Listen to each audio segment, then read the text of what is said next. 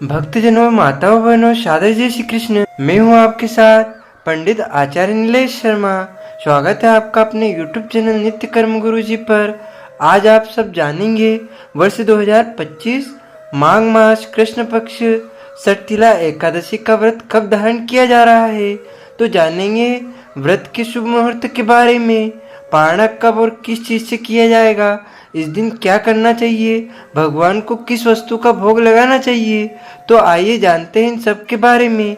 आप सभी भक्तजनों को षटतिला एकादशी की बहुत बहुत शुभकामनाएं एवं बधाइयाँ। आप सभी के जीवन पर भगवान श्री लक्ष्मी नारायण जी का भरपूर आशीर्वाद बना रहे तथा उनकी कृपा से सुख और समृद्धि की प्राप्ति हो।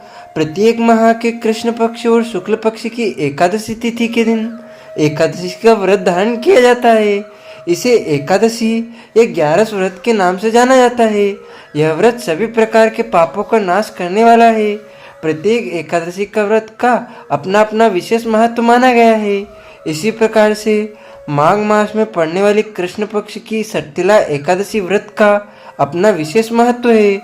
जो भी भक्त सच्ची श्रद्धा के साथ, नियम और निष्ठा के साथ इस व्रत को धारण करता है तो इस व्रत के प्रभाव से व्यक्ति के सभी प्रकार के पाप और ताप नष्ट हो जाते हैं।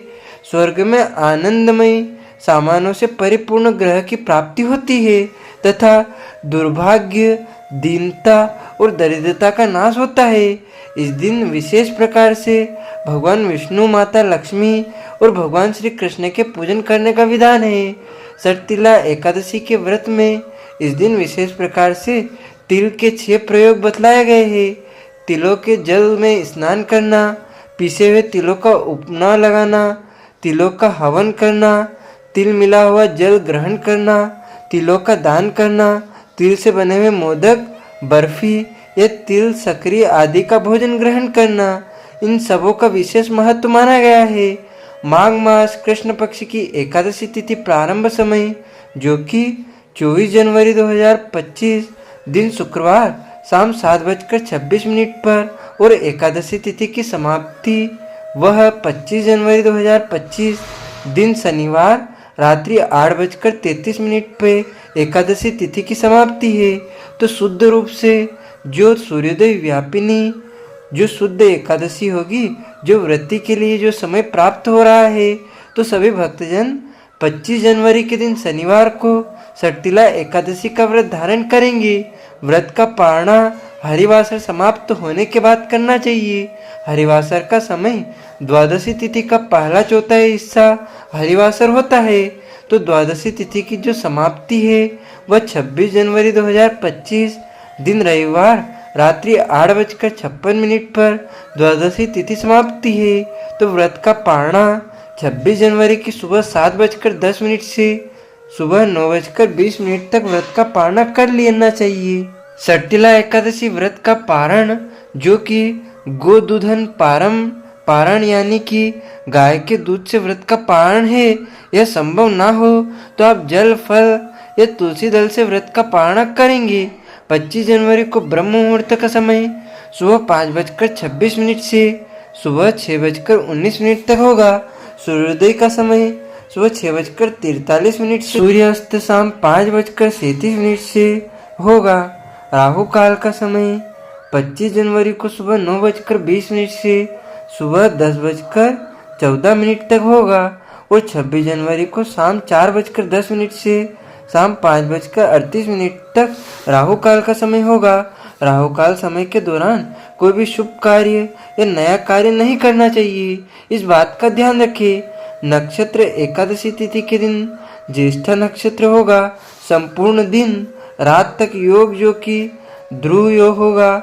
अगले दिन सुबह 4:38 तक उसके बाद व्याघात योग होगा। एकादशी व्रत करने वाले को दशमी के दिन से ही व्रत में नियमों का पालन करना चाहिए। दशमी तिथि के दिन सूर्यास्त होने से पहले ही भोजन ग्रहण कर लेना चाहिए। रात्रि ब्रह्मचर्य का पालन करते हुए एकादशी व्रत का स्मरण करते हुए सोना चाहिए। एकादशी सुबह उठ करके नित्य क्रियाओं से निवृत्त होकर के स्नान आदि करके इस दिन जो कि तिल के 6 प्रकार के प्रयोग बतलाए गए हैं तो इन कार्यों को अवश्य ही करना चाहिए। स्नान आदि करके, शुद्ध वस्त्र धारण करके भगवान सूर्य नारायण को अर्घ्य प्रदान करना चाहिए और व्रती को व्रत का संकल्प लेना चाहिए। भगवान विष्णु, माता लक्ष्मी, भगवान श्री कृष्ण, माता एकादशी से प्रार्थना करनी चाहिए कि आज मैं सटिला एकादशी का व्रत धारण करने जा रहा हूँ या करने जा रही हूँ। इस प्रकार से भगवान से प्रार्थना करें कि यह व्रत मेरा निर्विघ्न पूरा हो, हमें पुण्य फलों की प्राप्ति हो। आपके मन में जो भी इच्छा हो, जो भी कामना हो, वो भगवान से कहनी चाहिए। और एकादशी के दिन सुबह और शाम के वक्त पूरे विधि विधान के साथ में गंध, पुष्प, धूप, दीप आदि से भगवान का पूजन करना चाहिए। पीला पुष्प अर्पित करना चाहिए। विशेष प्रकार से इस दिन तिल से बने हुए वस्तु का भोग भगवान को लगाना चाहिए और उसे प्रसाद के रूप में ग्रहण भी करना चाहिए। जब भी भोग लगाते हैं तो पंचपात्र डाल करके भगवान को भोग लगाना चाहिए। भोग लगा करके जल से आचमन करवाएं। मुख शुद्धि के लिए पान पत्र, सुपारी, लौंग, इलायची के साथ में अर्पित करें। द्रव्य दक्षिणा चढ़ाएं। सटिला एकादशी व्रत का श्रवण करें, भगवान की आरती करें। इस प्रकार से इस दिन सुबह और शाम के वक्त पूरे विधि विधान के साथ में भगवान की पूजा करनी चाहिए। एकादशी की रात्रि जागरण करते हुए समय को व्यतीत करना चाहिए और द्वादशी की सुबह उठ करके स्नान करके शुद्ध वस्त्र धारण करके भगवान का पूजन आरती कर लेनी चाहिए और फिर ब्राह्मणों को भोजन करवाएं। ब्राह्मणों को दान और दक्षिणा देनी चाहिए और समय के अनुसार व्रत का पालन करना चाहिए। इस दौरान जो कि गर्म वस्तुएं दान करनी चाहिए। इस व्रत में तिल दान का विशेष महत्व बताया गया है, तो तिल दान करना चाहिए।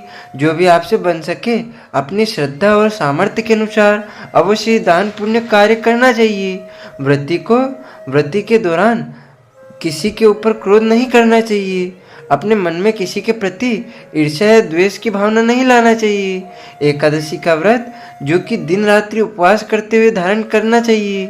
जो उपवास नहीं रह पाते हैं, जिनका स्वास्थ्य सही ना हो, तो आप एक समय फलाहार ग्रहण करके व्रत को धारण कर सकते हैं। व्रत के दौरान ओम नमो भगवते वासुदेवाय या श्री कृष्ण गोविंद हरे मुरारी आदि नाम मंत्रों का जाप करते रहना चाहिए। इससे भगवान विष्णु अपने भक्तों पर अति प्रसन्न होते हैं और अपनी कृपा प्रदान करते हैं। तो आशा करता हूँ यह वीडियो आपको पसंद आया होगा। हमारे इस ज्ञानवर्धक वीडियो को आप अधिक से अधिक शेयर कीजिएगा, लाइक कीजिएगा तथा कमेंट में प्रभु का नाम अवश्य लीजिएगा। तथा हम अगले वीडियो में आपको व्रत संकल्प पूरे विधि विधान के साथ में तथा व्रत कथा पूरी शास्त्रानुसार सुनाएंगे। हमारे चैनल को सब्सक्राइब अवश्य करें। आप सभी को सादर जय श्री कृष्ण, सादर धन्यवाद। जय श्री राम।